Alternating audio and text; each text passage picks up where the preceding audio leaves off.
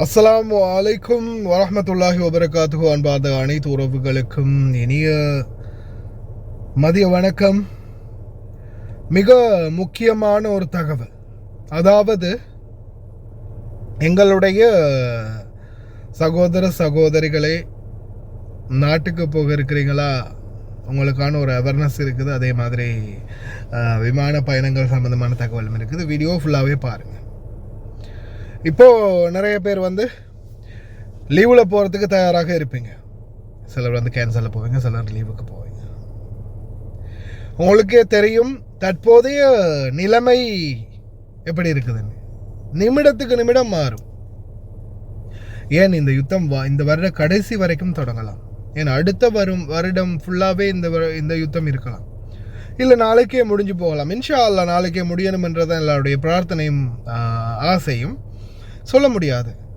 ஏன்னா இதில் நிறைய அரசியல் இருக்குது, நிறைய வியாபாரம் இருக்குது, நிறைய பேருக்கான சுய லாபம் இருக்குது. அதனால் நம்ம இந்த யுத்தத்தை கணிக்க முடியாது. இன்றைக்கு முடியுமா, நாளைக்கு முடியுமான்னு.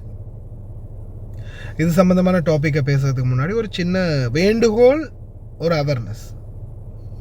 எனக்கு நிறைய பேர் இந்த கடந்த காலங்கள்லேருந்து இதை பற்றி சொல்லியிருக்கிறாங்க. இப்போ ரீசெண்டாகவும் எனக்கு ஒரு சகோதரர் இதை பர்சனலாக மெசேஜ் போட்டு இதை தயவு செஞ்சு முடிஞ்ச அவங்களுடைய நியூஸில் இதை கொஞ்சம் பப்ளிஷ் பண்ணுங்க அப்படின்னு கோரிக்கை ஒன்று வச்சார். அதுக்கும் பொருட்டு தான் இந்த தகவலை உங்களுக்கு பகிர்றேன். நிறைய பேர் இந்த 2-3 டிரைவர் இருக்கக்கூடிய வீடு, 2-3 ஹத்தாமாக்கள் பணிப்பெண்கள் இருக்கக்கூடிய வீடு, ஒருத்தர் பின் ஒருத்தராக லீவு போவீங்க, விடுமுறைக்கு போவீங்க. அப்படி விடுமுறைக்கு போகிறவங்க, உங்களுக்கான ஒரு வேண்டுகோள். நிறைய பேர் விடுமுறைக்கு போகும்போது ஒருத்தர் பொறுப்பு வச்சுட்டு போவீங்க. இப்போ ஒரு டிரைவர் என்ற வகையில் 2 டிரைவர் இருக்கிறீங்க. சரி, நான் போயிட்டு வந்த பிறகு நீ போ அப்படின்னு ஒரு அட்ஜஸ்ட்மெண்ட், ஒரு அண்டர்ஸ்டாண்டிங்கில் போவீங்க. பணிப்பெண்ணும் அப்படித்தான். ஆளுக்கு ஒரு அண்டர்ஸ்டாண்டிங்கில் அட்ஜஸ்ட்மெண்ட்டில் போவீங்க. நான் போயிட்டு வரேன், அதுக்கப்புறம் நீ போ அப்படின்னு போவீங்க. ஆனால் சிலர் போன அப்புறம் என்ன செய்கிறாங்கன்னா, போயிட்டாங்க தானே, போன அப்புறமா அந்த லீவு 2 மாதமா 3 மாதமா அந்த லீவுக்கு அந்த முடிவு கடைசி கட்டம் வரைக்கும் நல்லபடியாக நான் வருவேன், நான் அப்படி இருக்கேன் இப்படி இருக்கேன், இதுதான் ஸ்டேட்டஸ், இப்படி தான் இருக்கிறோம், நாங்கள் வீட்டில் இப்படி தான் இருக்கிறோம், இது குழந்தை குடும்பம்னு அந்த தொடர்போடே இருக்கிறீங்க. அந்த 2 மாதமோ 3 மாதமோ லீவு முடிகிற அந்த சூழலில் என்ன செய்கிறீங்க? சடனாக ஃபோனை பிளாக் பண்ணிடுறீங்க, இல்லாட்டி ஆஃப் பண்ணிடுறீங்க, இல்லாட்டி சைலண்ட்டாக இருக்கிறீங்க. இல்லை நான் வரமாட்டேன் அப்படின்னு சொல்லிடுறீங்க. சில நேரம் அது உங்களுடைய சூழ்நிலையை பொறுத்ததாக இருக்கலாம். கடைசி கட்டத்தில் உங்களால் வர முடியாமல் போகிறது உங்களுடைய சூழ்நிலையை சார்ந்து இருந்தால் ஓகே. சிலர் இங்கேருந்து போகும்போதே மனசில் நினச்சிருவீங்க, இனிமேலா நானா இந்த வீட்டுக்கா, நினச்சிக்க வேண்டியதுதான் கனவுல அப்படின்னு நீங்கள் மனசில் இங்கேருந்தே நினச்சிட்டு போகிறீங்க. போனால் அளவிட்டா போதுண்டா, இந்த நாட்டை விட்டு கடந்து நாட்டில் போய் கால் எடுத்து வச்சேன்னா நாடும் வேணாம் இந்த வீடும் வேணாம் அப்படின்னு போகிறவங்க இருக்கிறீங்க இல்லையா? சரி, நீங்கள் உண்மைக்குமே ஆனால் போகும்போது நீங்கள் அப்படி சொல்லிட்டு போகிறதில்ல, திருப்பி வரமாட்டேன், எனக்கு இதான் கடைசி, கேன்சல் பண்ணி அனுப்புங்க அப்படின்லாம் போகிறதில்ல. இந்த வாரம் வரது தான் அப்படின்னு போவீங்க.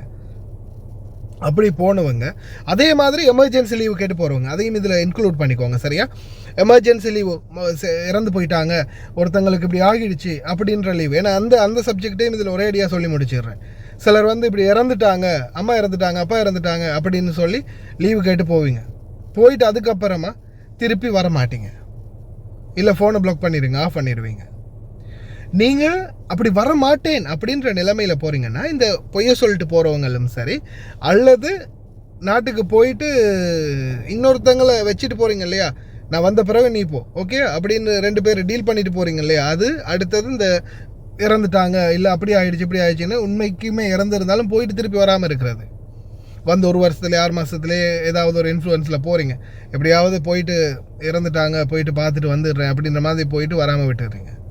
நீங்கள் போன பிறகு உங்களுக்கு உண்மைக்கு வர விருப்பம் இல்லையா இருந்தால் அந்த கால பீரியட்டுக்குள்ளே, அதாவது போய் ஒரு வாரத்துக்குள்ளேயோ அல்லது ஒரு 2 வாரத்துக்குள்ளேயோ அந்த 3 மாதம் 2 மாத கேப்பை இழுக்காமல் அந்த சூழல்லையே 1 மாதம் 2 மாதத்துக்குள்ளே இல்லாமல் ஒரு வாரம் 2 வாரத்துக்குள்ளேயே கால் பண்ணி சொல்லிவிடுங்க, என்னால் வர முடியலை, எனக்கு இப்படி இங்கே ஏதாவது சொல்லலாம் தானே. என்ன அடிக்க போகிறாங்களா, கொல்ல போகிறாங்களா, நீங்கள் அவங்களுக்கு பக்கத்துலேயே இருக்கிறீங்க, இல்லை அவங்க அனுப்ப மாட்டாங்கன்ற நிலைமையிலே இருக்கிறீங்க, இல்லை நீங்கள் உங்கள் நாட்டில் உங்கள் வீட்டில் உங்கள் சொந்த மண்ணில் இருக்கிறீங்க, கோலில் தான் பேச போகிறீங்க. சரி, என்னால் உண்மைக்குமே இப்போ வர முடியாது, ஏதாவது சரி பொய்யை தான் சொல்லுங்களேன், இப்படி ஆகிடுச்சு, என்னுடைய இதாகிடுச்சு, பாஸ்போர்ட்டை கிழிச்சு போட்டுட்டாங்க, வீட்டில் பிரச்சனை பண்ணுறாங்க, அப்படி ஆகுது இப்படி ஆகுது, ஏதாவது ஒரு காரணத்தை சொல்லி வர முடியாது அப்படின்றத இன்ஃபார்ம் பண்ணிடுங்க. அப்போ அது ஒரு பக்கம் காரணமாக இருந்தாலும் இன்னொரு பக்கம் நீங்கள் சொல்லிட்டீங்க அப்படின்னும் போது அடுத்த நடவடிக்கைகள் அவங்க மூவ்மெண்ட்டை எடுப்பாங்க. இப்போ சிலர் இப்போ நீ இவன் போயிட்டு 2 மாதத்தில் வந்துடுவான் தானே அப்படின்னு காத்துக்கிட்டு இருப்பாங்க. அவங்களுக்கு 2 வருஷம் முடிஞ்ச நிலைமையில் நீங்கள் போயிட்டு வந்து அவங்க போகிறதுன்னு இருக்கும்போது சிலர் என்ன செய்வாங்க, வராமல் விட்டதுமே எல்லா அந்த பழியையும் தூக்கி இவங்க மேலே போட்டு இவங்களையே வேலை வாங்குறது, அந்த மிச்சமாக இருக்கிறாங்க இல்லையா, அவங்களே எல்லாத்தையும் போட்டு வேலையை வாங்குறது, அவங்களுக்கே போட்டு டார்ச்சர் பண்ணுறது, அடுத்தது அவங்கள போக விடுறது இல்லை. அந்த கடைசி கட்டத்தில் நீங்கள் கடைசியாக 2-3 மாதம் கழித்து நீங்கள் வராமல் விட்டுட்டீங்க, இல்லை வரலைன்னு சொல்லிட்டீங்க, இல்லை வராமல் விட்டுட்டீங்க அப்படின்ற பட்சத்தில் ஃபோனில் ஆஃப் பண்ணிட்டீங்கன்னா அதுக்கப்புறம் அங்கே ஆள் புக் பண்ணி அதுக்கப்புறம் அந்த தொழிலாளர் அந்த வெயிட்டுக்கு அவங்களுக்கு இவங்க வேலை பழக்கி எல்லாம் செஞ்சு போகும்போது மிகப்பெரிய ஒரு சித்திரவதையும் கொடுமையும் வேதனையை அனுபவிச்சு தான் போகிறாங்க. அதனால் தயவு செய்து நீங்கள் ஏர்லியாகவே சொல்லிட்டீங்கன்னா அது கேட்டாற்போல் அடுத்த முதலாளி ஏதாவது ஒரு முடிவு எடுப்பாங்க இல்லையா. அப்போ இந்த தொழிலாளியும் சொல்லுவாங்க, அவர் தான் வரமாட்டாங்கல்ல, அவர் தான் வரமாட்டார்ல, வேற யாரும் பார்த்துக்கோங்க, இப்போவே எடுத்துக்கோங்க, எனக்கு இன்னும் 1 மாதத்தில் நானும் போகணும் அப்படின்ற முடிவில் இவங்களே இருப்பாங்க. அப்போ அந்த மாதிரியான சிச்சுவேஷன் வரும்போது கொஞ்சம் ஓரளவுக்கு ஒரு அட்ஜஸ்ட்மெண்ட் வரும். நீங்கள் சடனாக போயிட்டு 1 மாதம் 2 மாதம் ஃபுல்லாக அவங்களோட லீவெல்லாம் முடிஞ்ச பிறகும் வரமாட்டேன்னு சொல்கிறது, இல்லைன்னா லீவை இந்த ஃபோனை பிளாக் பண்ணுறது, மொத்தமாக தலைமறைவாகிறது, இந்த மாதிரி தவறு பண்ணாதீங்க. அதனால் உங்களுடைய சக தொழிலாளரும் பாதிக்கப்படுறாங்க அப்படின்றத ஞாபகம் வச்சுக்கோங்க. அதே மாதிரி லீவு போகணும்னு நினைக்கிறவங்க, ஒரு வேளை நீங்கள் எங்கே திருப்பி வரணும், எப்படியுமே திருப்பி நான் வந்தே ஆகணும்ன்ற முடிவில் இருக்கிறீங்க இல்லையா, லீவு போகிறீங்க, ஆனால் சிச்சுவேஷன் என்னன்றது சொல்ல முடியாது. அதை மனசில் கொண்டுட்டு நீங்கள் நாட்டுக்கு போனால் 1 மாதம் 2 மாதம் வர முடியாமல் இன்னொரு 4-5 மாதம் 6-7 மாதம் நாட்டில் சீவிக்க முடியுமா? ஏன்னா ஒருத்தர் ஒரு மாதிரி கஷ்டம் இருக்கு இல்லையா. 1 மாதம் இங்கேருந்து பணம் அனுப்பலைன்னா நாட்டில் அங்கே எல்லாருமே பட்னி கிடக்கணும். அந்த அளவுக்கு நிலைமையில் இன்றைக்கு நிறைய பேர் வாழ்ந்துட்டு இருக்கிறாங்க. அப்போ நீங்கள் லீவுக்கு போகணும்ன்றது எண்ணம் இருக்குது. ஆனால் இப்போ இந்த கரண்ட் சிச்சுவேஷனில் ஒருவேளை மொத்தமாக மறுபடியும் ஏதாவது பெரிய பிரச்சனை ஒரு 3-4 மாதத்துக்கு ஏர்போர்ட்டை திருப்பி ஃபுல்லாகவே எந்த ஃப்ளைட்டும் இல்லாமல் மூடிட்டாங்கன்னா, இன்ஷா அல்லாஹ் அப்படி ஆகக்கூடாது, இறைவன் பாதுகாக்கட்டும். ஒருவேளை அப்படி ஆகிடுச்சுன்னா உங்களால் வர முடியாமல் போனால் நீங்கள் அங்கே தாக்கு பிடிக்க இயலுமா? ஏன்னா சிலருக்கு இந்த வெளிநாடே பழகி போச்சு, நாட்டில் ஏதாவது கூலி தொழில் கூட பண்ணுறதுக்கு அந்த ஒரு எக்ஸ்பீரியன்ஸ் இல்லை, இல்லைன்னா செய்யவும் மாட்டாங்க. அல்லது பெண்கள் மட்டுமே தனியாக குடும்பத்தை நடத்துகிறவங்க இருக்கிறாங்க. இந்த மாதிரியெல்லாம் இருக்குது. அப்போ நீங்கள் லீவு போகிறீங்களா இருந்தால் கொஞ்சம் சிந்திச்சு போங்க, சிச்சுவேஷன் என்னன்றதை யோசிச்சு போங்க. என்னால் அவ்வளோதான் சொல்ல முடியும். ஏன்னா நான் போகாதீங்கன்னு சொல்லலை, போங்கன்னு சொல்லலை. உங்களால் இந்த மாதிரி நடந்தால் மேபி நடக்கலாம், நடக்காமல் கூட போகலாம். ஒரு வேளை நடந்தால் அதை தாக்கு பிடிக்கிறதுக்கான சக்தி உங்கள்கிட்ட இருக்குதா அப்படின்றத தீர்மானிச்சுட்டு போங்க. இந்த மாதம் நீங்கள் போகிறீங்க, இன்னும் 2 மாதத்தில் வந்துடலாம் அப்படின்னு போகிறீங்க, அந்த 2 மாதத்துக்குள்ளே வர முடியாத சூழல் வந்துடுச்சுன்னா உங்களுடைய நிலைமை என்ன அப்படின்றத கொஞ்சம் சிந்திச்சு பார்த்து அது கேட்டாட் போல் முடிவெடுங்க. சால இந்த பிரச்சனையும் இல்லாமல் நல்லபடியாக எல்லாமே சரியாக சீராக அமையணும் அப்படின்னு இதுவாக செய்கிறேன்.